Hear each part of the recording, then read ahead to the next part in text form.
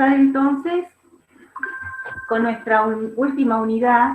La última unidad en realidad es la de paisaje que dio el profe Lucio, pero nosotros quisimos dejar a propósito esta unidad, la penúltima, para poder en cierta medida darle continuidad o digamos insertar el trabajo de ustedes sobre ecología urbana en relación a esta unidad. Hacemos en general así porque en otros años hemos dado no una actividad de ecología urbana, sí una actividad en relación a la contaminación, y siempre va en el marco de la penúltima unidad, diríamos que es la de ecología humana. Así que vamos a empezar hoy para definir un poco ecología humana, vamos a ver qué es la explotación y conservación de la naturaleza, valores naturales no productivos, el desarrollo y ambiente, contaminación como mencioné, análisis ecosistémico de la contaminación e impacto ambiental. Vamos a ver algunas cosas más y vamos a retomar algunas cuestiones que ustedes han estudiado también a lo largo del curso, ¿no?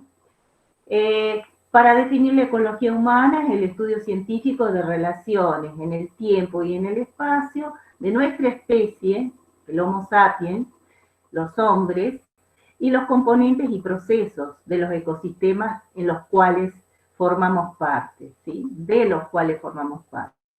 El objetivo es conocer la forma en que las sociedades humanas conciben, usan y afectan el ambiente, incluyendo respuestas biológicas, sociales, culturales, a cambios del ambiente. Por ende, ya se darán cuenta que es también una disciplina multidisciplinaria en realidad, no es una sola, es en realidad interdisciplinaria y multidisciplinaria según el abordaje que se va a dar a las problemáticas que ocasionamos nosotros sobre el ambiente. La ecología humana en realidad trata relaciones entre las personas y el ambiente. Acá en este esquema pueden ver básicamente cómo se interconecta el sistema social o cultural, incluso también como se lo conoce, con el ecosistema natural, ¿sí? Fíjense, el ecosistema tal como nosotros lo hemos trabajado todo este último tiempo, constituido por la interacción entre tierra, agua, aire, flora, fauna, microorganismos, estructuras incluso antropogénicas ya en este lado del esquema, ¿sí? Y el sistema social, obviamente, conocimiento, la población humana, la organización social, la tecnología, los valores, esto es algo interesante también. Y cómo esto se interconecta, energía, materiales, información, de un subsistema hacia el otro y viceversa, ¿sí? Bueno, en este esquema podemos sintetizar, que es lo que nos gusta mucho a los ecólogos, hacer esquemas y síntesis y modelos de lo que vamos a trabajar. Y básicamente tenemos que entender en este nuevo concepto de la ecología humana, de la interacción con las ciencias sociales, ¿no? Cómo los sistemas ecológicos contienen y ofrecen recursos que con diversos fines satisfacen las necesidades del sistema social. Recursos indispensables para la vida, renovables y no renovables, que ahora vamos a ver.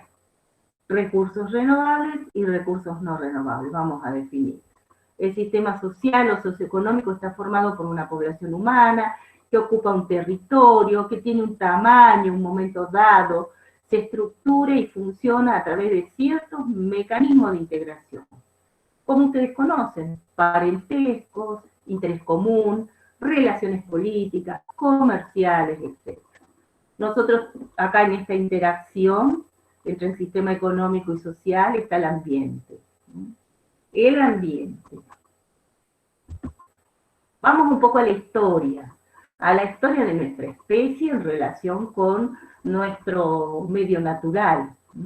Y cómo nosotros ustedes deben haber visto en la escuela. Es más, yo traigo a veces siempre y repito estas imágenes porque les son familiares, porque vienen de la escuela secundaria. Muchas cosas sacamos de los libros de la secundaria. Han visto en estudios sociales, han visto también en geografía humana y en otras disciplinas que están íntimamente conectadas con la ecología humana. Han visto ustedes un poco la historia de ocupación del planeta, desde nuestros orígenes, ¿sí? Que, digamos, si vamos a la historia, y vamos un poquito más atrás de la historia, a los primeros grupos de humanos, cazadores, recolectores, como les llaman, ¿sí? Que han dejado sus huellas en distintos lugares del planeta, hasta la modernidad, hasta la llegada del hombre a la luna y lo que vendrá más adelante, interesante, ¿no? Siempre les digo, nuestro espíritu como especie, nuestra principal inquietud ha sido a lo largo de nuestra historia la exploración. Somos como exploradores natos, ¿no? Necesitamos movernos. Entonces, y tal vez tiene que ver incluso con esta historia primitiva de cazadores-recolectores, ¿por qué no? Las primeras, digamos, agrupaciones de personas que hasta el día de hoy existe el nomadismo. Ustedes saben que existen grupos nómades en el planeta, en África y en otras partes, que viven de la caza, la pesca, la recolección y no tienen un asentamiento fijo, ¿sí? Los primeros hombres, las primeras, digamos, vestigios claros, hace 40.000 años, en realidad mucho más, podemos decir 40.000 años, que es cuando termina la última glaciación. Ustedes saben que hubo grandes glaciaciones, y una de las últimas glaciaciones, la retirada de los hielos hace 40.000 años, 20, 30 según el lugar del planeta, permitió que nosotros como especie empecemos a ocupar nuevos nichos, ¿sí? Que fue dejando el hielo, ¿sí? La migración hacia el norte, hacia el sur, etc. Bueno, pasando de los cazadores-recolectores, de los primeros grupos y todas nuestras pautas de subsistencia primarias, con una población reducida, e incluso antes de los cazadores-recolectores nómades, ustedes también deben haber escuchado, si no van a ver en evolución, hemos coexistido incluso con más de 5 especies del género Homo en algún momento, y por distintas razones que se estudian en nuestro rompecabezas original, hemos sido los únicos que han sobrevivido, han podido ganar, también podríamos decir, en la competencia, u otras circunstancias que desconocemos hasta ahora, y seguimos acá y cómo seguimos, ¿no? A lo largo del tiempo empiezan, digamos, a darse las primeras sociedades agrícolas, un cambio drástico y sustancial para la población humana es el paso de estos grupos cazadores-recolectores a el descubrimiento de la agricultura y todo lo que trajo aparejado el descubrimiento de la agricultura. Con el descubrimiento de la agricultura pasamos de cazadores-recolectores nómades a grupos sedentarios. El sedentarismo, el cultivo, que como ustedes saben también surgió por casualidad, de plantas silvestres, que se fueron manipulando ya en estas primeras sociedades, porque ya se habla de sociedades con los asentamientos sedentarios, los primeros grupos agrícolas y las primeras poblaciones, digamos, ya empezamos a crecer. Al tener el alimento garantizado, empezamos a crecer como población, y se constituyen también las primeras culturas de estas sociedades antiguas. Seguimos pasando rápido y raudamente por nuestra historia, y hay siempre momentos claves que tuvo que ver con los sistemas de organización que hemos tenido como sociedad. La transición del feudalismo, que todos saben más o menos cómo está estructurado el feudalismo en gran parte del planeta, a otro sistema de organización, por lo menos para lo que es Occidente, que fue el capitalismo, implicó también cambios importantes. Entre los cambios más importantes que trae el capitalismo, ¿cuál será? Perdón. Sé decirlo yo, para poder avanzar. El capitalismo como tal viene a consecuencia de la industrialización. Ustedes saben que el paso de determinadas actividades que implicaban la mano de obra humana y de animales a las máquinas, al descubrimiento de todo lo que implicó energías como la del carbón, como el vapor, y que de pronto se podía trabajar y multiplicar por 40 el trabajo de una persona con una máquina, trajo un cambio sustancial. Empieza en Inglaterra, se expande hacia Europa y el resto del mundo, que es la industrialización. Como tal, la industrialización siempre la vemos mucho también los biólogos por lo que trae aparejado en el impacto hacia el ambiente, ¿sí? Y muchos ejemplos están vinculados para nosotros a la adaptación incluso de especies a la industrialización, especialmente en Inglaterra, ¿sí? Que fueron los primeros lugares donde la industria trae ya problemas, como son los conocidos problemas de la contaminación del aire y del agua, por ejemplo. Cuando nosotros pasamos al capitalismo, bueno, crece ya desde, digamos, de la agricultura, desde las primeras sociedades agrícolas, feudales, a lo que es el capitalismo, la población humana, como vamos a ver en otras gráficas, crece de una manera casi desde la industrialización hasta la fecha, crece de una manera casi exponencial. En ese sentido, toda esta nueva organización que tenemos hasta el momento, seguimos siendo parte del sistema capitalista, en gran parte del planeta se ha instalado como tal, incluso como ustedes van a ver, los grandes países también que se han organizado bajo el comunismo, hoy tienen sistemas mixtos, ¿sí? Y esto implica que una organización de la sociedad para el aprovechamiento del ambiente, ¿sí? Y para poder, ¿cuáles son nuestras necesidades primarias? ¿Sí? Producir alimento en las cantidades suficientes, entre comillas, porque no lo hemos logrado, para la disponibilidad de toda la población. Esto significan hoy, y se conocen como las actividades primarias, todo lo que implica el aprovechamiento del espacio rural, todo lo que implica la agricultura, ¿sí? Y la agricultura no solamente nos referimos a alimentos a través de los, digamos, cereales, frutas, hortalizas, también estamos hablando de actividades rurales, como ustedes saben, vinculadas, por ejemplo, a la ganadería, al aprovechamiento de la madera, a la pesca, ¿sí? Y también a la minería. Dentro de las actividades primarias vinculadas al agro, por ejemplo, al suministro de alimentos, nosotros en las sociedades humanas tenemos básicamente una organización, si bien depende de dónde ustedes estudien esto, van a ver van a ver variantes. En síntesis podemos definir que hay dos grandes formas de aprovechamiento de la tierra, ¿sí? La agricultura básicamente campesina, ¿sí? De autosubsistencia, que se llama, como ven acá, conocida, que existe en muchísimos lugares del planeta todavía, acá nosotros la tenemos, y la agricultura más organizada, ¿sí? En lo que se conoce como los agroecosistemas. Puse acá un agroecosistema conocido, que es el más importante del noroeste argentino, que es Ledesma.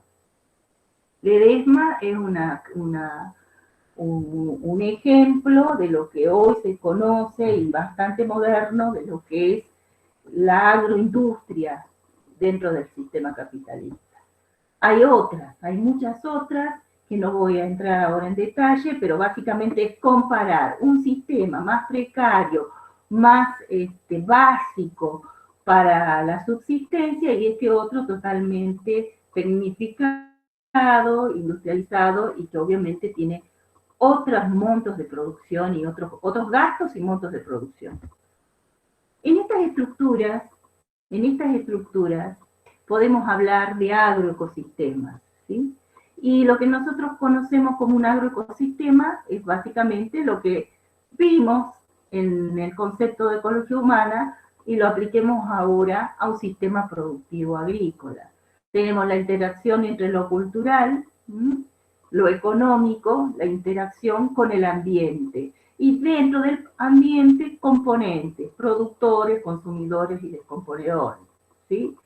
Nosotros en un agroecosistema tenemos algunas cosas que acá no se ven, que no necesariamente vemos en un ecosistema natural, como son, para darle un ejemplo, recién vimos un sistema productivo agrícola básico donde estaba un campesino arando con un buey. Tenemos caballos y tenemos otro tipo de apoyos que se conocen, el agua, el riego extra, como los agroquímicos y todo lo que se usa en un agroecosistema que no es natural y que está añadido, se conoce como subsidios de energía. Es muy propio de un agroecosistema y que no tiene un sistema natural, por ejemplo, ¿sí? Los agroecosistemas también, con intervención humana, se pueden considerar y subdividir y estudiar como agroecosistemas forestales, pastizales, monocultivos, policultivos, integrados y los que les mencioné recién, agroindustriales. Hay una diversidad de agroecosistemas que tienen, por supuesto, sus propias características, ¿no?, de estudio, según de qué se trate. Otro sector importante, digamos, dentro del sector, es importante también reconocer, bueno, lo que decíamos recién, no solamente nosotros nos proveemos del ambiente, de los alimentos, sino también de la madera para la construcción, de una innumerable diversidad de cosas que necesitamos, desde muebles, desde casas, etcétera, barcos en su momento, y todo lo que ustedes pueden imaginar si saben que se hace gracias a lo que nos provee la madera, no solamente la madera, los árboles en general, no solamente nos proveen madera, nos proveen de muchos otros insumos, ¿no?, que tienen que ver con la semilla, que tienen que ver con la industria farmacológica, etcétera.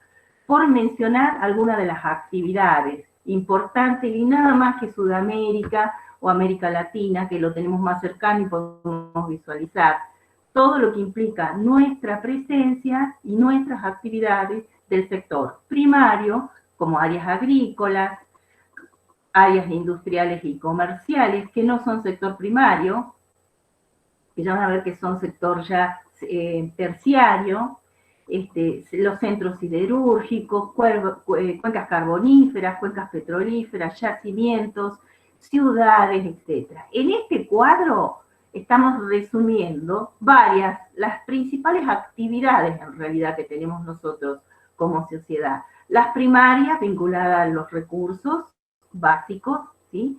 Las secundarias que tienen que ver con la industrialización y el comercio, ¿sí? Y las terciarias que tienen que ver más bien con las actividades comerciales. Voy a mostrar tercer sector. El tercer sector es el sector de los servicios. No es exactamente comercial, es el de servicios. Un tercer sector, por ejemplo, el uso de quienes tienen mayormente el tercer sector desarrollado, las ciudades, porque el tercer sector implica eso, implica la disponibilidad de servicios como la luz, el gas, el transporte, la posibilidad de acceso a bancario, toda la tecnificación, incluso y todo lo que implica cuestiones que ustedes tienen naturalmente, pero nunca se han puesto a pensar a veces, que es, bueno, todo este tipo de beneficios, de servicios, porque se llaman servicios que tenemos nosotros, es lo que se conoce como servicios del tercer sector, ¿sí? Ya más o menos hay 3 grandes sectores. El primario, el agro y los recursos, el secundario, la industria, y el terciario, los servicios, ¿sí? Estamos más o menos organizados de esta manera, con una amplia comunicación. Las vías aéreas hoy nos han comunicado de tal manera que, como ustedes bien saben, somos víctimas de una pandemia porque estamos impresionantemente comunicados y hemos tenido en menos de un mes contagios globales. Esto es tercer sector. El tercer sector nos trajo la pandemia. Estamos altamente comunicados y todo esto, por supuesto, implica que nosotros hagamos uso y abuso también, en algunos casos, del ambiente, ¿sí? La ecología urbana la defino acá porque quisiera que ustedes también partan cuando den su trabajito la semana que viene de conceptos de la ecología urbana, porque han hecho un trabajo que se vincula perfectamente a los objetivos de la ecología urbana. La ecología urbana básicamente ¿qué hace? ¿Sí? Analiza la estructura urbana, cuantifica el flujo de energía y materiales, se considera a la ciudad, a la urbe, como un ecosistema, entre comillas, obviamente humano, no natural, ¿sí? Y característico, ¿por qué? Porque tiene particularidades muy diferentes a las de un agroecosistema, ¿sí? Por decir alguno, ni hablar de un ecosistema natural. Entre los objetivos de la ecología urbana tenemos que recuperar vínculos entre la naturaleza y los habitantes, estudiar el impacto de las actividades urbanas, definir criterios de gestión, eso es interesante, y crear políticas de sensibilización. Todos estos objetivos digamos, algunos no son todos, los objetivos que persigue la ecología urbana son de particular interés para nosotros. Y en particular digo, ¿por qué? Porque la clase pasada también vimos ecología del paisaje y el profe Lucio nos decía, tenemos que abordar las problemáticas, en este caso, los biólogos, las problemáticas biológicas desde otra perspectiva. Tenemos que mirar con criterios de paisaje. Tenemos que mirar otros criterios también que implican la interacción con otras disciplinas. La ecología urbana se nutre de otras disciplinas también, que no son las mismas con las que trabaja, por ejemplo, un agroecólogo, ¿sí? Fíjense acá qué importante es la sensibilización como política y como que vamos a trabajar los biólogos o ecólogos de ciudades con, por ejemplo, politólogos, ¿sí? Cada vez son más interdisciplinarios los equipos a la hora de poder plantearse objetivos y estudiar la ciudad. Este esquema es interesante porque si bien es una adaptación, que acá dice, miren, que nunca fue publicado y es muy viejo, pero es muy interesante porque acá lo que muestra es una forma a veces hasta práctica con la que ustedes pueden en un modelito como este visualizar un ecosistema urbano y en este caso factores ecológicos y acá arriba subsistemas dentro de este ecosistema. Esto está muy ligado a lo que hacen los geógrafos, los que hacen geografía urbana, geografía humana y dentro de la geografía humana, geografía urbana.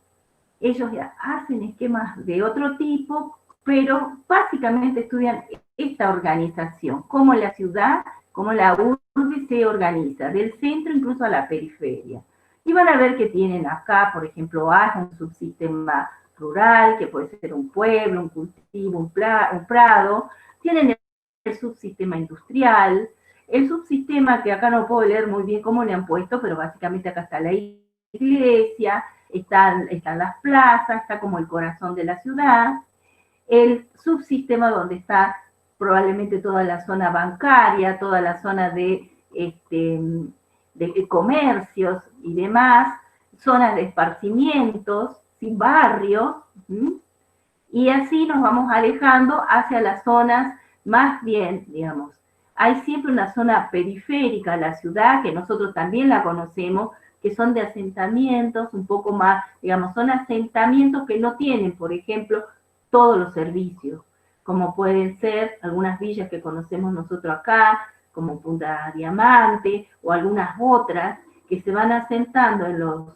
bordes de las ciudades y lentamente va llegando la normatización, la normalización, los servicios a estos sectores, como más humildes, más precarios, que vienen generalmente por migración del sector primario, que es el del campo, u otros que han sido desplazados socioeconómicamente, ¿sí?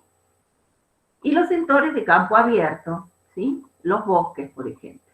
Todos estos subsistemas, a su vez, son analizados acá y en relación a un factor ecológico que lo caracteriza porque está teniendo un incremento o alguna situación en particular, algún impacto, podríamos decir. Hablamos de temperatura, hablamos de pluviosidad, arrolladas, que tiene que ver también con las inundaciones, ¿sí? Fíjense acá el impacto, en este caso de las temperaturas, son las zonas donde ustedes saben que las ciudades en general suben las temperaturas promedios. A medida que nos acercamos a una ciudad, la temperatura promedio del área, de la zona o la región es más elevada. Tiene que ver, por supuesto, con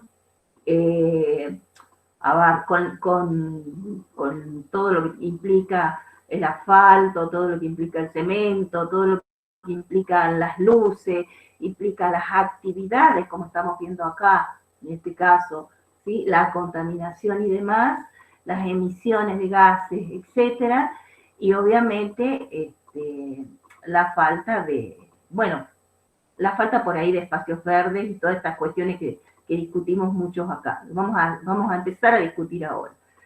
Bueno, y así podemos seguir con varios factores ecológicos de acá, del 1 al 11, que van, según el lugar, según el subsistema, van a ser marcados como problemáticos, ¿sí? En este caso no puedo leer porque justo nos tapa acá el programa, pero podemos más o menos saber que hasta incluso me recuerdo que es muy interesante para mí porque dice que tiene, por ejemplo, se considera como factor ecológico el valor recreativo, el valor que tiene, en este caso, fíjense, por ejemplo, el bosque, que no lo tienen otros sectores de la ciudad. Bueno, es un esquema que después lo van a poder mirar bien ustedes en detalle cuando repitan esta presentación y lean, porque es muy fácil de ver, de entender, y una forma para un estudioso de, por ejemplo, la ciudad, de esquematizar las problemáticas ecológicas en relación a los subsistemas dentro de la ciudad, ¿sí? Algo que también tenemos que entender y saber, que si bien nos han enseñado siempre, pero no lo hemos tenido en cuenta necesariamente, son los servicios del ecosistema. A ver, no sé si nos han enseñado siempre, digo mal, nos han enseñado que hay recursos renovables y no renovables, pero no necesariamente nosotros hemos visto al ecosistema como proveedor de servicios, que es ahora sí un área disciplinar de estudio y de incorporación en todas las evaluaciones económicas, incluso, que se hacen en las ciudades, en los modelos de desarrollo, cuando se plantean las matrices productivas de un lugar, ¿sí? Los servicios ecosistémicos son los recursos, ¿sí?, o procesos de los ecosistemas naturales, bienes y servicios que benefician a los seres humanos. Por ejemplo, el agua potable, limpia, todo lo que implica los procesos de descomposición y manejo de desechos. Bueno, o sea, un servicio del ecosistema es básicamente también el oxígeno. Ustedes deben haber escuchado el oxígeno que dan las plantas, la importancia de los bosques en ese sentido, ¿sí? Y entre otros.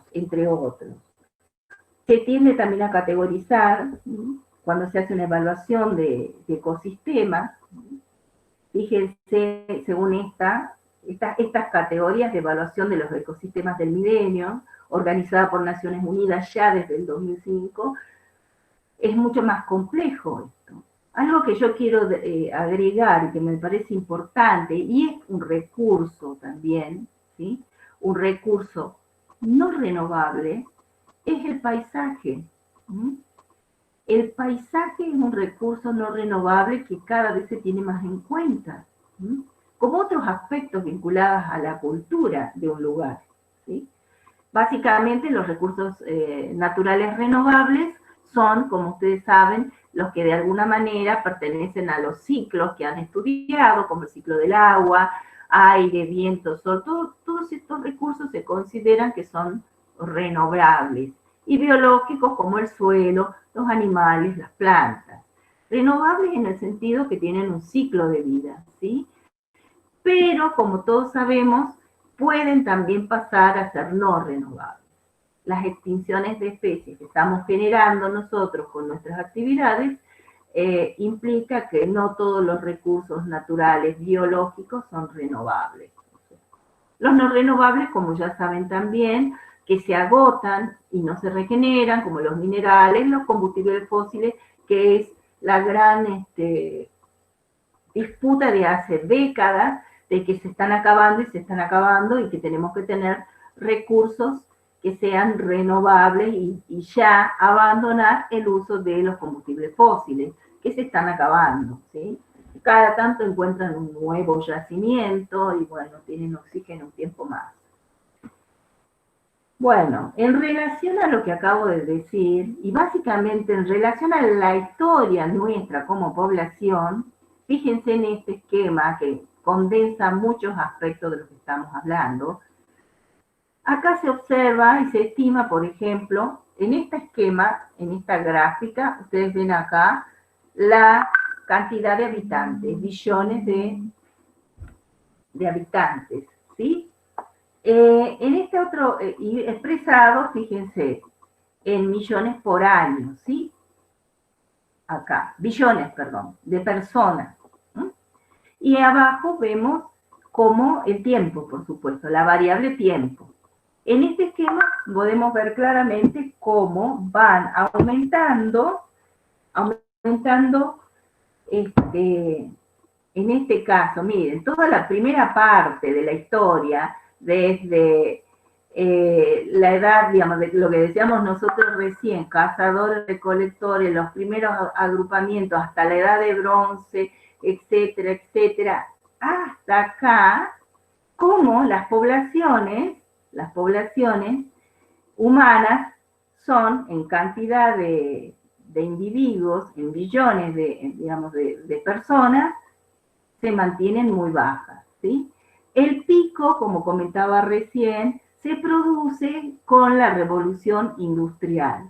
A partir de la revolución industrial, la población humana comienza a crecer. A partir de la organización nueva que implica todo lo que la distribución del trabajo entre el campo, la industria y demás, con las crisis y demás, fíjense cómo la población humana crece prácticamente exponencialmente, y esto que se ve acá son tendencias esperables. Lo preocupante de todo esto, y de esta asimetría tan impresionante, es que, fíjense acá lo que dice, cómo nosotros, prácticamente, ustedes no sé si saben cada hora dicen nacen 9.000 personas y cada año 777 millones. ¿Sí? Pero hay otra cosa, pero el 98% está en los países en vía de desarrollo, como los nuestros y otros no tan, otros que son, yo podría decir, países del tercer mundo, que no están en vía de desarrollo. Está la mayor parte de la población y donde mayores nacimientos tenemos. No necesariamente hemos podido distribuir los recursos, como vamos a... No hemos podido distribuir, si bien hemos incrementado la producción después de la revolución industrial de muchos, incluso tenemos agroindustrias, no podemos dar de comer a toda la población del mundo. Y este número de 14 billones es interesante, carga acogida para nosotros ante esta tendencia, ¿sí? No obstante, hay formas de regulación.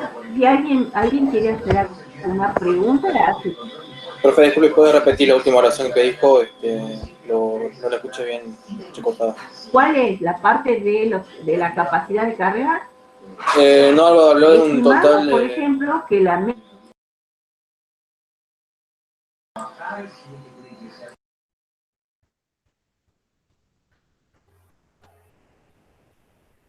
Esperemos un poquito, parece que hay un problema técnico, ¿sí? ¿Sí? Y fíjense la tendencia, todo que está en línea de punto es estimativo. La población mundial... Disculpa que te interrumpa, ¿sí? se cortó una parte, por favor, ¿podrías retomar? La oración que le pedí se volvió a cortar, profe, no se escuchó nada. Voy a entrar de vuelta.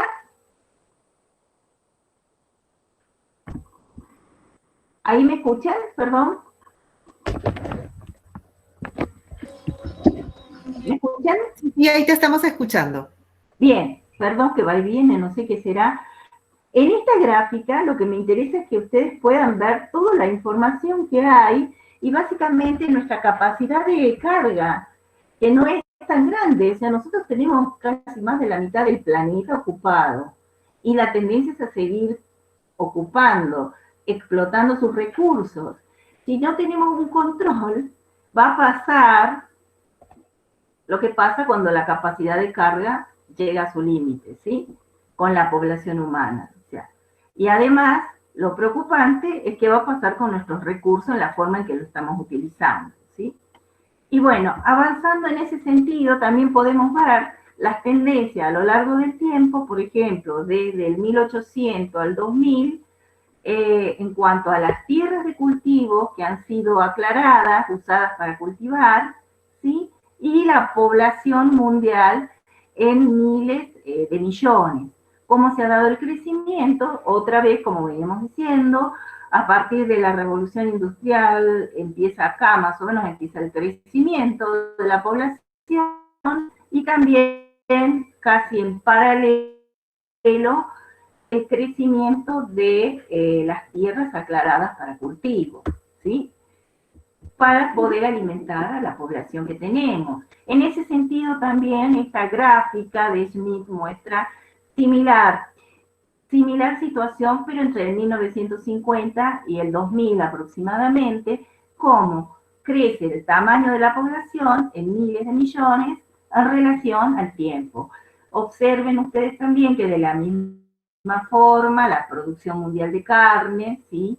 Tiene una gráfica similar, la captura mundial de la pesca, ¿sí?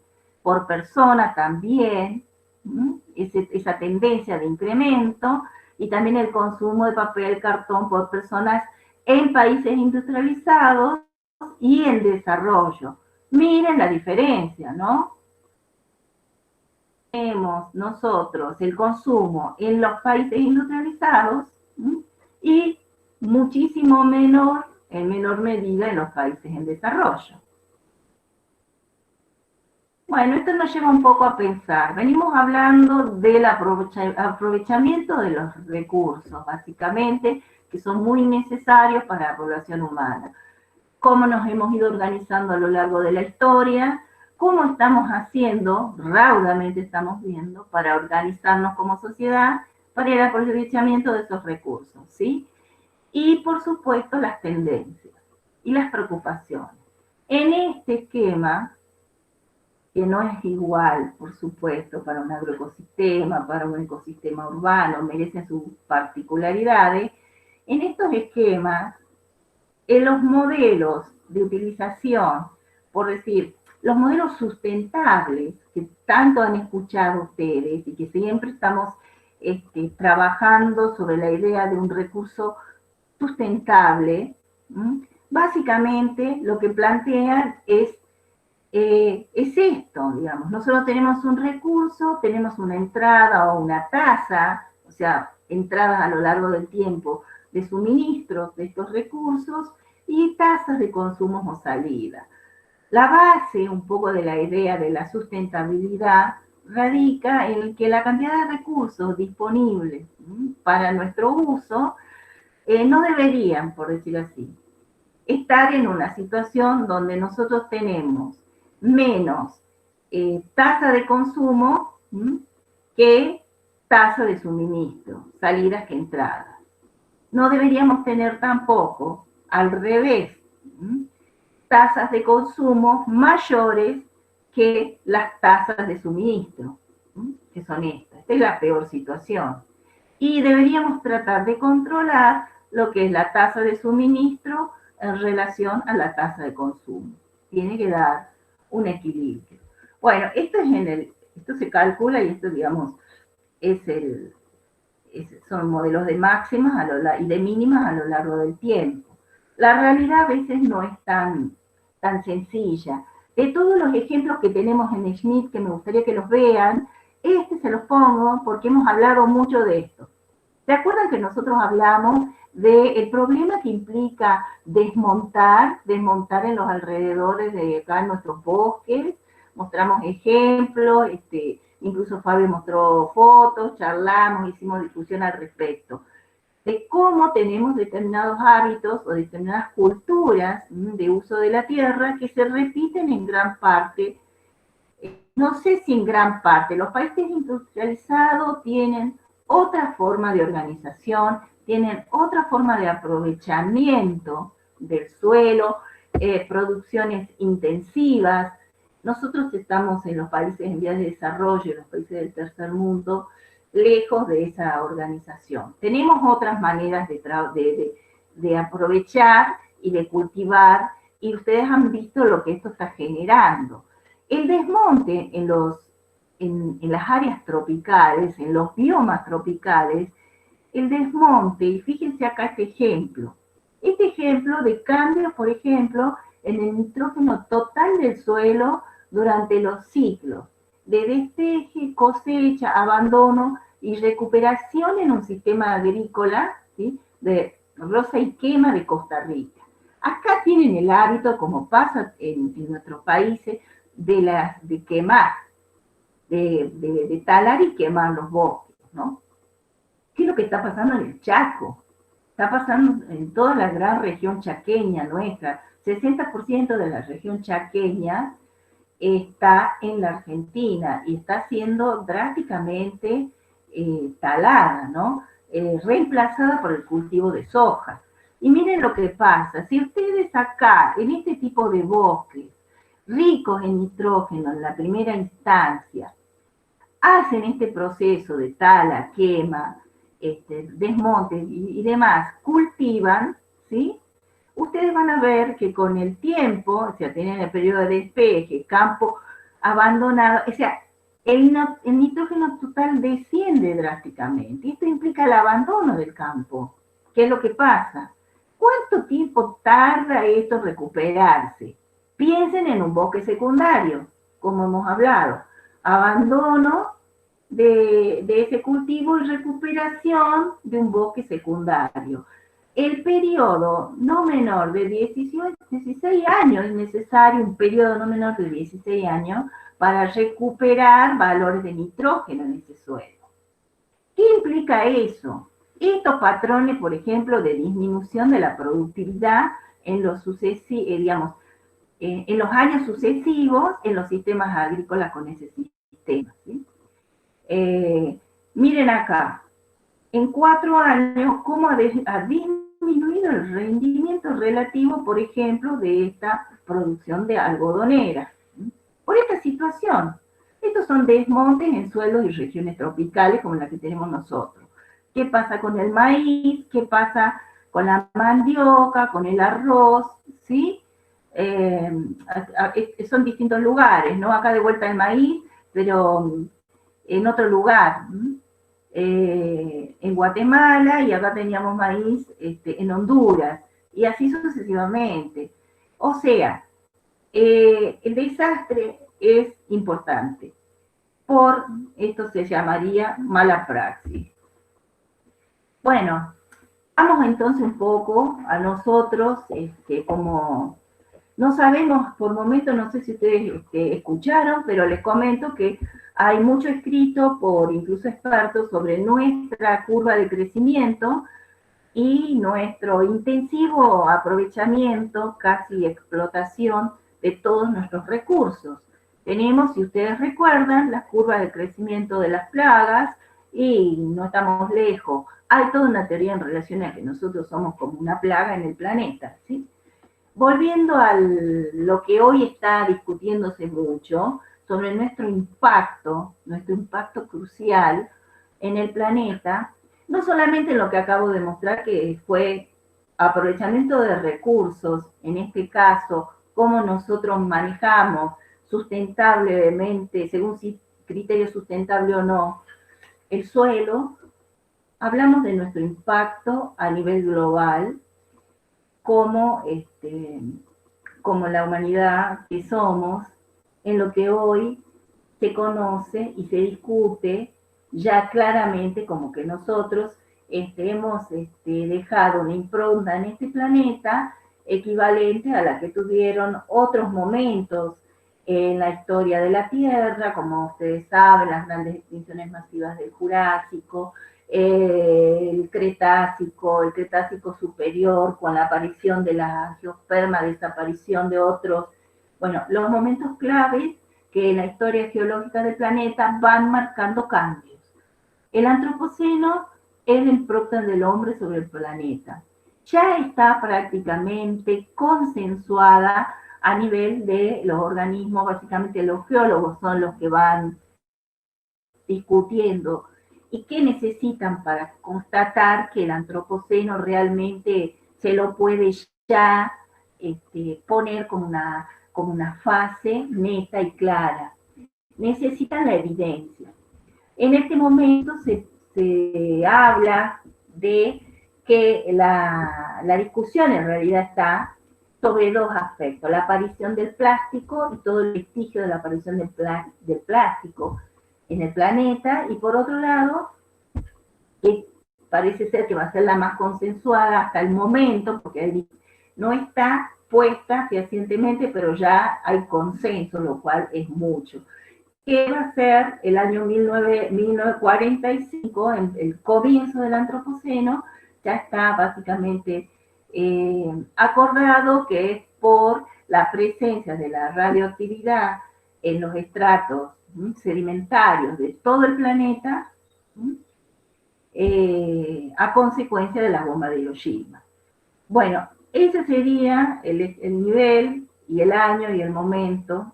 Hay otros que dicen que empieza antes, con la aparición del plástico. El plástico también está altamente, como todos sabemos, altamente documentado en muchos registros sedimentarios. Entonces hay toda una discusión al respecto. Concretamente el antropoceno está acá, lo hemos traído nosotros, no lo podemos negar, y las consecuencias para bien y para mal están claras. Para bien, más bien para bien nuestro, para mal en general del ambiente que nos rodea. Y esperemos que no sea así. Acá dice, una coevolución naturaleza y sociedad a escala planetaria rápida e impredecible. Es una buena forma de presentarlo, ¿no? Sin ser fatalista. No sé si podemos hablar de coevolución. Como biólogos ya sabemos que eso es un poquito más complicado, ¿no? Bueno, el periodo en el que el metabolismo y la economía mundial controlan los procesos fundamentales de la dinámica global del planeta. Es fuerte, pero es así. Es tan así que nosotros vemos las consecuencias. Hoy nadie discute el cambio climático global, entonces cuando pensemos en ecología humana, pensemos en uso de recursos, como lo estamos haciendo, pensemos en el cambio climático global. Nosotros estamos a través de nuestras actividades ocasionando constatados cambios, cambios en el sistema de circulación del aire, a través de, bueno, la contaminación, es lo más destacado de todo esto, la contaminación de la industria, Y el mal manejo, lo que vieron recién, el mal manejo de los recursos naturales, llámese suelos, llámese sistemas agrícolas, forestales y demás, no tala indiscriminada, etc. Como consecuencia, estamos sufriendo ya cambios de procesos de desertización, que son los que producimos nosotros. O sea, el desierto es natural, pero lo que nosotros ocasionamos es lo que se conoce como, digo bien, desertificación. ¿Sí? Nosotros desertificamos. Hay todos unos proyectos internacionales muy buenos, hace mucho tiempo, trabajando sobre las consecuencias del hombre, ¿sí? Y los procesos de aridización, desertificación del paisaje, inundaciones por el otro extremo, gran mortandad, obviamente, en este caso de peces y de animales en general, por mal manejo de las actividades nuestras. A consecuencia del cambio climático, que no voy a entrar a contar, porque el cambio climático merece, yo hoy en día les digo, una materia para poder trabajar, porque además de estar tan estudiado temporalmente a lo largo del tiempo, porque se va cada vez más atrás en el estudio del cambio climático, para poder constatar qué tipo de cambio estamos teniendo, si es natural o hasta qué punto es antrópico por nuestra intervención, como estamos viendo, y hacer modelos predictivos. Esto es una ciencia donde están los meteorólogos también, ¿sí? Trabajando muchísimo. Otra consecuencia importante de la actividad nuestra y de nuestro avance es la pérdida de diversidad del planeta y la pérdida como consecuencia de pérdida de hábitat, en realidad. Es un poco lo que charlábamos y veíamos en las imágenes de la última clase de Lucio. Entonces, por un lado tenemos el uso de los recursos naturales. Por otro lado, el cambio climático y la pérdida de la diversidad y el hábitat, ¿sí? Son aspectos importantes. Nuestras actividades y nuestro avance con la frontera agrícola, con la urbanización, porque nosotros vimos la semana pasada un modelo de urbanización, que es el nuestro propio, de la ciudad de Jujuy, que en realidad no tiene planificación, no es el único, la mayor parte del planeta no tiene planificación. Países del tercer mundo, los países como los nuestros en el desarrollo todavía no tienen planificación para el avance de la ciudad, el avance de la frontera urbana en este caso. Y obviamente retracción de la fauna y la flora. Acá la misma imagen que vieron con Lucio, la ciudad de San Salvador de Jujuy. Fíjense, esta misma imagen la teníamos nosotros para esta clase. Y todo lo que él mostró de la tendencia de crecimiento de la ciudad en este sector y hacia arriba, que no se ve acá, a expensas del bosque, ¿sí? Es lo que tenemos ahora. Y fíjense, además, importantes procesos, ¿no?, de deslizamientos de ladera y de desaparición del bosque, ¿no? Por ladrilleras también, no solamente por tala y deslizamientos naturales, sino también por otras actividades que nosotros tenemos. La ciudad crece, no en una forma muy organizada, y todas las implicancias del crecimiento de las ciudades.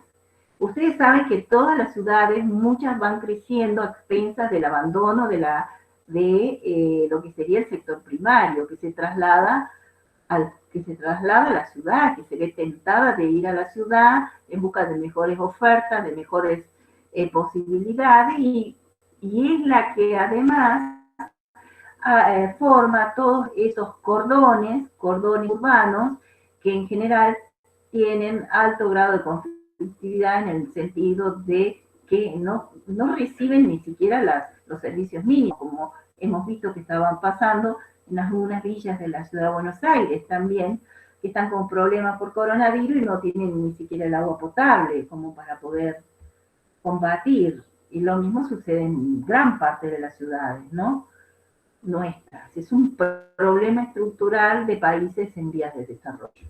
Ni hablar de la India y de otros tantos países que ustedes ya hoy conocen, porque estamos muy informados de lo que pasa en todos lados y los problemas socioeconómicos que tienen las grandes ciudades que crecen sin planificación desmedidamente y con cantidades de habitantes superior a lo que pueden sustentar, muy arriba de la capacidad de carga, digámoslo bien. ¿Cómo subsanamos nosotros un poco la pérdida de hábitat y el desplazamiento? Políticas, por supuesto, políticas de gestión. Hay muchas, me falta tiempo incluso para poner todo lo que tenemos a nivel global, a nivel mundial, donde se ve qué países invierten más en la protección del ambiente, en creación de áreas protegidas, ¿sí? La ecología del paisaje ha aportado mucho acá. Es una disciplina muy importante a la hora de definir qué áreas vamos a proteger. Todo lo que tiene que ver con la necesidad de tener áreas que no se tocan, ¿sí? Y en algunos casos grandes áreas, corredores, ¿sí? Y tener también la posibilidad de un análisis completo de cómo se va a desplazar la flora, la fauna, de cómo vamos a dejar nosotros lugares que nos van a permitir mantener y no retraer la diversidad, es todo un estudio que, como ustedes saben, se cuantifica. Ustedes han estudiado, han visto las ecuaciones de Lotka-Volterra, han visto y siguen viendo permanentemente cómo esto se cuantifica y se calcula y se estudia. Es importante que tengamos muy buenas políticas en el ambiente, es muy importante que nos organicemos, tenemos áreas protegidas, tenemos una clasificación, ustedes saben que hay distintos tipos de reservas, reservas provinciales, reservas nacionales, monumentos nacionales, sitios Ramsar, tenemos también reservas, por ejemplo, de fauna y flora, tenemos las reservas de la biosfera. Las reservas de las biosferas que nosotros tenemos dos, ¿sí? La reserva de la biosfera de Pozuelo, ¿sí? Y la reserva de la biosfera de las Yungas, donde entra también lagunas de Yala, Potrero de Yala ha entrado como un sitio vinculado. Todas estas cosas, les comento, chicos, llevaron mucho tiempo. O sea, sacar una reserva y conseguir los avales, conseguir la planificación y hacer el proyecto, llevan años, décadas muchas veces, ¿no? Así ha sido con la reserva de la biosfera de Pozuelo, Laguna de Pozuelo y la reserva de la biosfera de las Yungas. ¿Por qué lo comento? Porque las reservas de la biosfera tienen una forma de organización muy particular, podríamos decir más de avanzada, que contempla incluso a las poblaciones locales, ¿sí? Bueno, en la provincia hay muchos lugares que todavía deberían estar protegidos. Estos monumentos nacionales, por ejemplo, son en realidad este monumento natural de Laguna Leandro que nosotros trabajamos acá, es provincial, ¿no? Hay distintas categorías. Estas categorías municipales, provinciales, nacionales, están directamente afectando incluso el mantenimiento, el cuidado en este caso de las reservas, monumentos y parques, ¿sí? Es una de las formas más efectivas que tenemos nosotros de evitar o controlar un poco la pérdida de hábitat, ¿sí? Y mantener la diversidad y estos lugares. Uy, ahora no salió cortado. No sé por qué salió cortado esta, no se ve bien. Bueno, después la voy a arreglar, pero básicamente esta es una propaganda de lo que son las reservas, lo que son los bosques modelos. Otra forma de conservación es el bosque modelo canadiense. Tenemos uno, el bosque modelo de la cuenca Perico Manantiales, que ha tenido mucho trabajo en las últimas décadas. Lamento que se haya cortado la imagen, ¿sí? Otras que el profe Lucio charló un poco y yo le consulté la vez pasada y está vinculada a los paisajes productivos protegidos en las yungas. Acá, para lo que fue la ley de bosque, hubo todo un trabajo previo vinculado a esto. Básicamente, a las áreas que se van a considerar o no, hay toda una clasificación que se hizo en la masa boscosa de la yunga sobre áreas intocables o áreas rojas que no deben para nada perturbarse, que deben conservarse, contra otras que existe una categorización en la cual algunas pueden ser, digamos, de alguna manera, con un proyecto sustentable, pueden ser desmontadas, ¿sí? Hay una legislación que se ha impuesto nacionalmente después de mucho tiempo, pero tenemos una ley de bosques, ¿sí? Y tenemos mucha producción. Al que le interesa el tema, hay mucha información sobre las reservas nacionales y provinciales, ¿sí?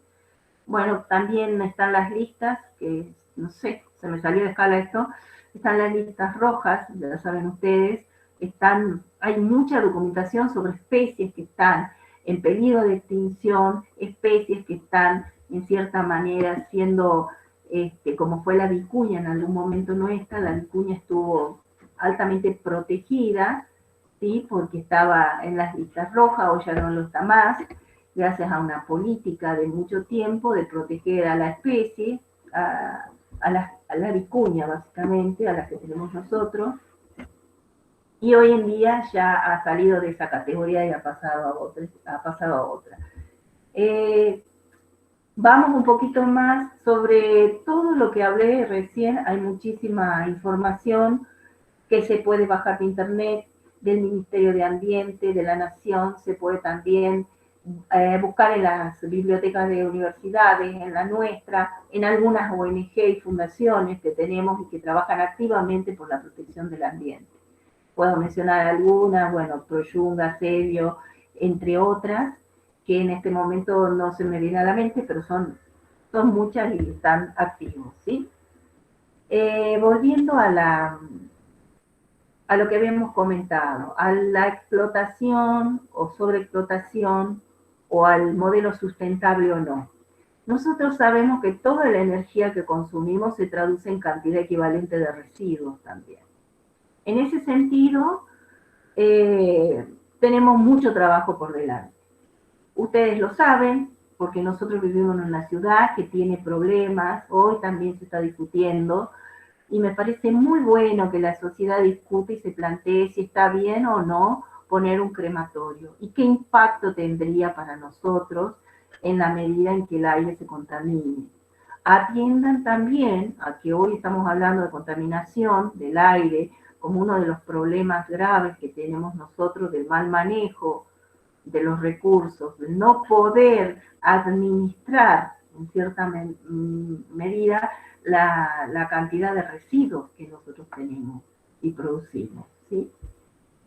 Fabio me decía los otros días, yo decía los pastizales, compartí un video sobre el problema que ocasiona la quema de pastizales y de bosques, y la vez pasada salió una foto de la ciudad de Paraná, creo, tapada por una nube de humo que venía de la quema del bosque chaqueño, que lleva el viento ahí. La ciudad estaba tapada, no se veía nada. Y nosotros tenemos problemas muy serios de contaminación que vemos siempre en determinados periodos del año. Yo viví en Tucumán toda mi vida y la contaminación por la quema de la caña de azúcar era increíble, ¿no? Se manchaba toda la ropa, caía, hasta el día de hoy sigue siendo igual Tucumán, tiene el aire altamente contaminado y llega la época de la zafra y nadie controla eso, ¿sí? La contaminación del aire es grave. Los autos, en la ciudad de Jujuy nomás, cómo ha crecido la planta automotora en las últimas décadas, la contaminación que tenemos del aire. Sin más, chicos, ustedes han visto por la tele, estamos viendo que la pandemia, entre las cosas positivas que ha dejado, es que el aire en gran parte de las ciudades altamente contaminadas del mundo por primera vez está limpio, ¿sí? Que no vuelen aviones nomás es casi un milagro, no se lo pueden creer porque los aviones son altamente contaminados. Bueno, Estas discusiones nos tenemos que dar como sociedad. Es parte de la ecología urbana, en la cual tenemos que participar, ¿sí? Al respecto, esta contaminación, como acá dice, que es la introducción de algún tipo de sustancia o energía que atentará contra el normal funcionamiento y equilibrio del ecosistema, como ya dije, lo vemos, lo conocemos, y al respecto, generalmente nosotros sabíamos dar a ustedes, a los compañeros de los años anteriores, trabajo para realizar en relación a los contenidos de esta unidad y específicamente a la contaminación.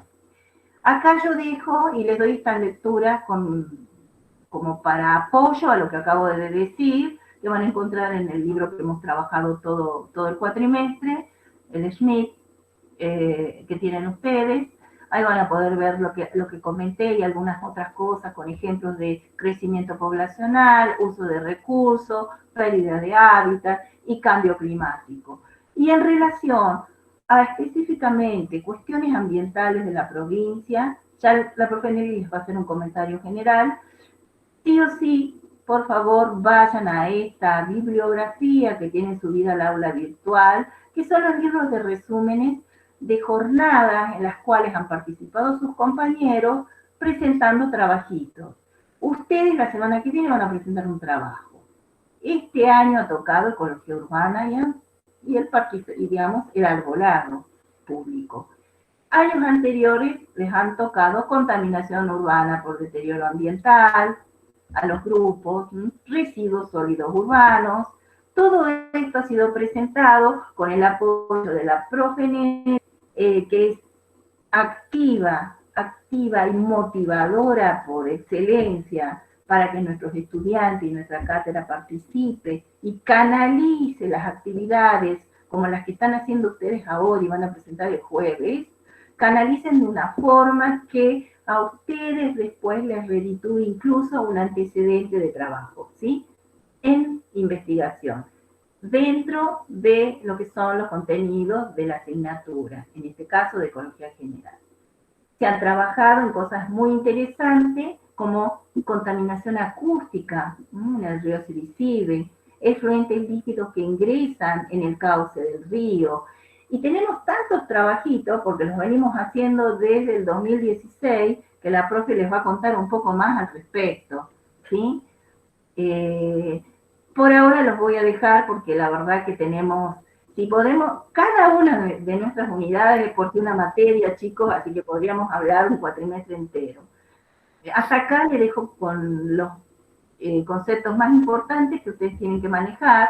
Ya vamos dándole las gracias a todos, ya empezamos a dar las gracias, por lo menos hoy estamos terminando una teórica, así que nada, vamos a seguir porque no termina la clase.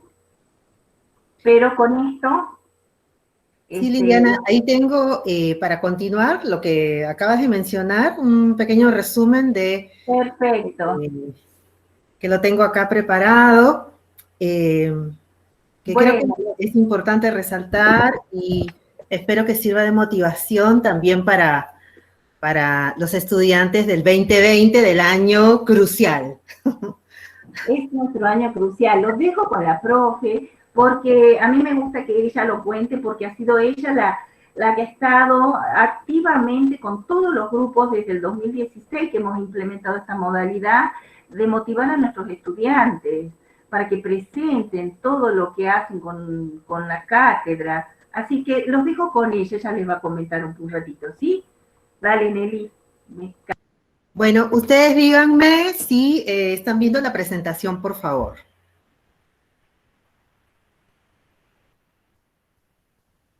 Sí, se ve, Nelly.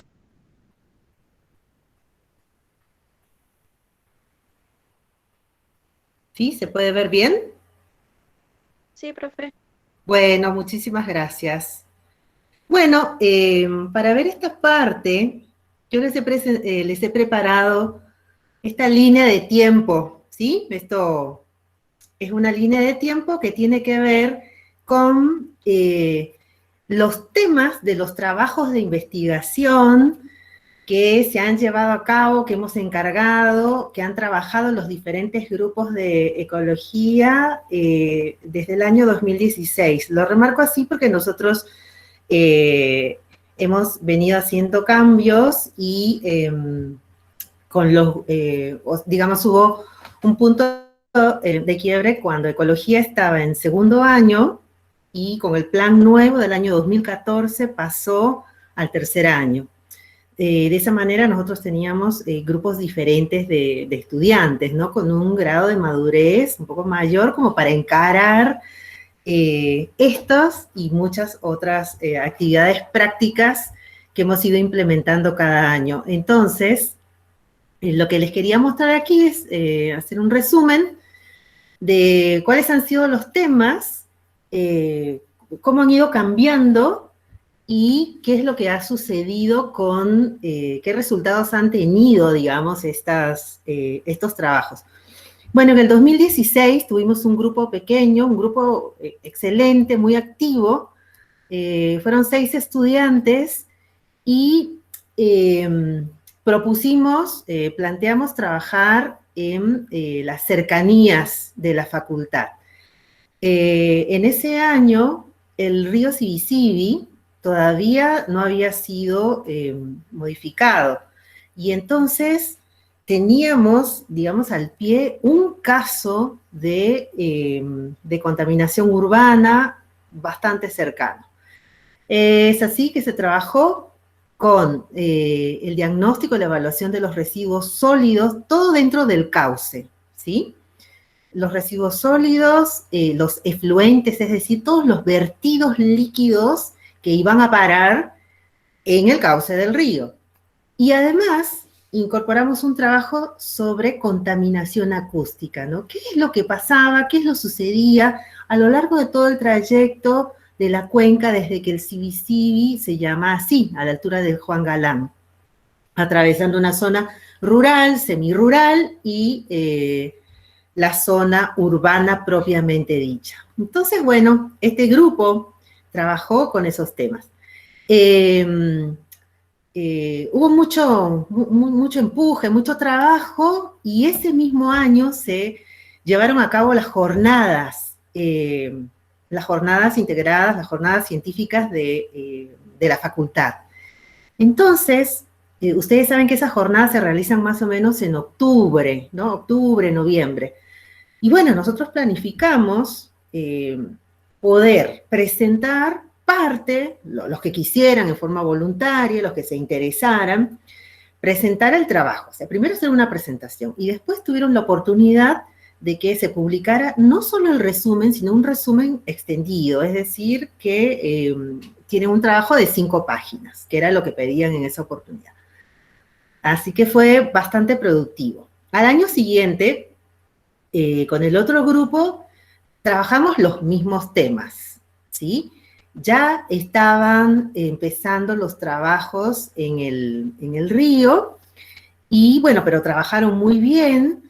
Sin embargo, bueno, lamentablemente ninguno de los grupos, digamos, se motivó y no se pudo presentar un trabajo realizado por ese grupo.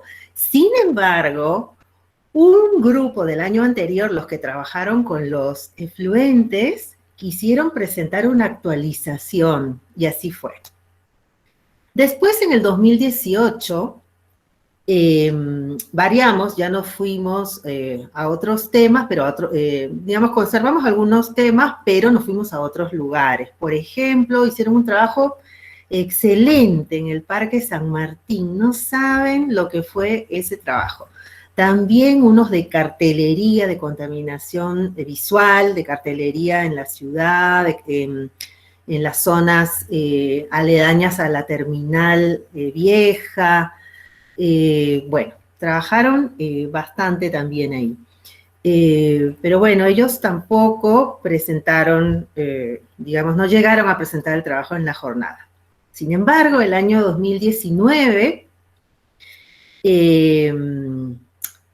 cuando ya, digamos, teníamos la obra nueva del parque, ahí insertamos un tema nuevo, el tema de cuáles eran los nuevos servicios ecosistémicos que brindaban. Nosotros veíamos que la gente poco a poco se acercaba al parque lineal y bueno, este grupo de chicos se animó a evaluar cuál era el uso, cuáles eran esos servicios, cuánta gente, a qué hora, qué días, y bueno, trabajaron con eso.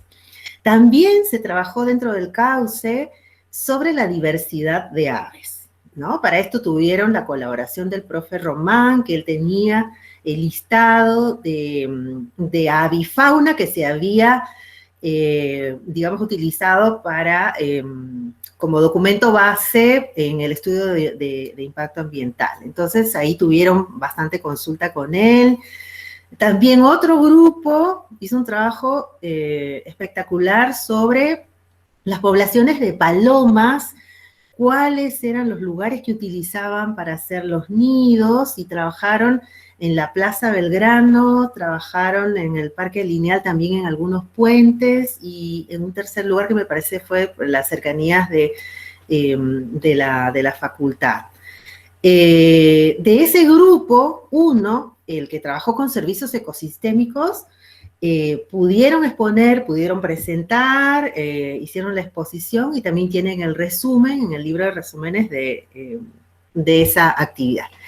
Y bueno, el 2020, que tenemos este trabajo propuesto, que hemos pensado tanto, lo hemos diseñado tanto para saber qué cosa podíamos hacer estando encerrados todos, y bueno, creo, he estado viendo los datos y están muy interesantes, muy interesantes. Ya el jueves ustedes seguramente nos van a contar algo, pero esos datos están para recontra exprimirlos, para materializarlos en un trabajo muy bien hecho, redondeado, de bastante interés. Así que espero que ese signo de interrogación no quede así, sino que lo podamos concretar. Pero eso lo vamos a hablar ahora llévense la idea. Cuando terminemos, ahora después que termine la exposición, ya podemos empezar a hablar con los que estén interesados, ¿sí? Es muy importante la experiencia, el redactar, el pensar, el hacer, pero también es muy importante por el puntaje que se le otorga en los concursos de las becas, por ejemplo, de la beca SIN, si les interesa, o sea, no solamente ser asistente a un evento, sino participar como expositor y tener, digamos, el trabajo, ya sea un resumen o un resumen extendido, impreso, editado en un libro de resúmenes. Así que es una experiencia muy interesante por donde se la mire. Y acá tengo algunos ejemplos, así cortito nomás para que ustedes vean de qué se trataron algunos trabajos. ¿No? Por ejemplo, que se llamó Efluentes líquidos que ingresan al cauce del río Sibisibi.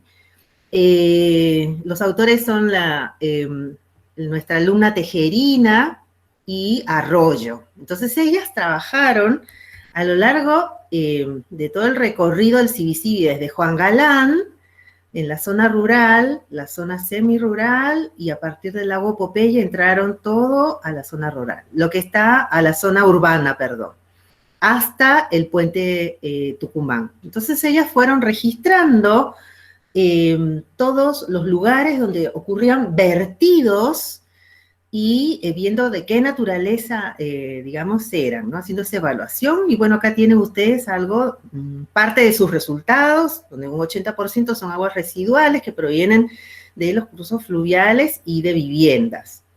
Y también encontraron aguas con residuos orgánicos procedentes de los establecimientos avícolas y los criaderos de animales, como cerdos, que están en la parte alta. Además, también encontraron algunas fugas de acueductos, ¿no? Este es uno de los trabajos. Otro trabajo, cuyos autores son Juan Vilte y Yanina Romero, que ellos lo presentaron dos veces, digamos, uno antes de la construcción del parque lineal y después hicieron una actualización después de la construcción del parque. Evidentemente encontraron una gran diferencia.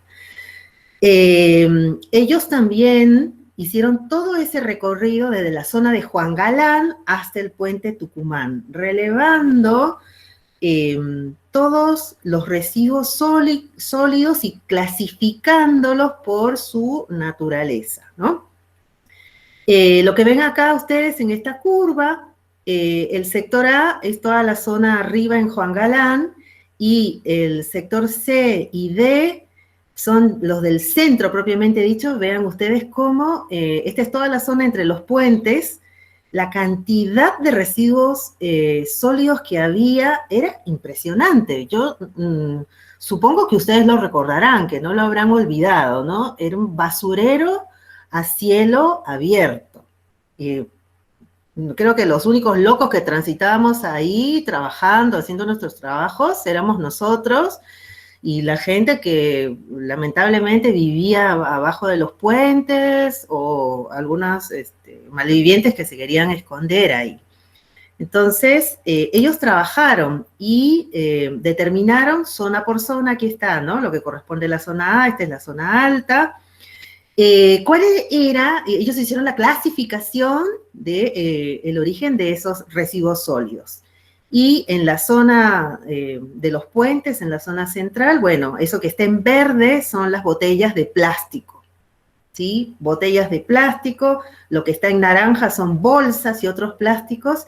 Y ahora, ¿todo esto de dónde venía? Todo esto venía de arriba, de lo que la gente tiraba también para abajo, ¿no? Así que, bueno, un trabajo muy, muy interesante. Como les digo, ellos hicieron después una actualización ya cuando se construyó el parque. Otro trabajo muy interesante fue el de contaminación acústica, también a lo largo de todo el cauce, viniendo desde la zona rural hasta la zona urbana. Ahí trabajaron, ustedes están viendo ahí marcadito en verde los sitios de zona rural, en amarillo los de semirural y en rojo los de la zona urbana. Ellos fueron midiendo con una aplicación que tenían en el celular que se llama Sound Meter y lo utilizaron como un, digamos, para medir los niveles de ruido en decibeles, ¿sí? Funcionaba entonces como, con esta aplicación. Y ellos encontraron, acá les dejo, digamos, el resumen en esta figura que es muy interesante también. Ustedes lo pueden ver, estos 3 trabajos están en el libro de resúmenes, están en la biblioteca y también tenemos el PDF que está en el aula virtual para que ustedes lo revisen y vean. Son trabajos que hicieron estudiantes como ustedes durante la cursada y después se trabajó un poco más para darle el cierre y poderlo presentar. Y este trabajo es el del año pasado, el que presentaron en las jornadas, que el año pasado las presentaciones no fueron solamente en San Salvador, sino que también en San Pedro, en Humahuaca. Entonces, a Nuria le tocó, porque Nuria fue la que expuso, le tocó ir a San Pedro. No, perdón, Matías fue el que lo expuso. Matías ya se había ido de Jujuy, se había ido a estudiar a Santa Fe, pero vino para exponer el trabajo con sus compañeras. Así que ellos trabajaron en 3 horarios, ¿sí? Trabajaron haciendo encuestas y haciendo observaciones, recorriendo el parque en la mañana, en la tarde y en la noche durante 2 semanas, así como ustedes han trabajado 2 semanas para relevar la cantidad de árboles, ver qué especies hay. Bueno, ellos también en 2 semanas hicieron 6 visitas en 3 diferentes horarios y iban contabilizando la cantidad de gente que estaba y qué cosa estaba haciendo la gente en ese momento. Y después en la encuesta les preguntaban cuántas veces venían a visitar el parque. Y ahí ustedes ven, bueno, la mayoría venía 1 vez a la semana y bueno, ahí ustedes tienen la explicación de lo demás. Después, ¿qué momento del día era el que se utilizaba mayormente, o el que la gente utilizaba para hacer la visita? Y bueno, ellos con sus datos determinaron que eran las horas de la tarde. Y cuáles eran los servicios que se prestaban. Y bueno, muchos son recreativos, deportes, gente que venía a leer, muy interesante. Así que este trabajo también fue presentado en las jornadas. Así que bueno, esto era lo que les quería mostrar. Voy a dejar de compartir.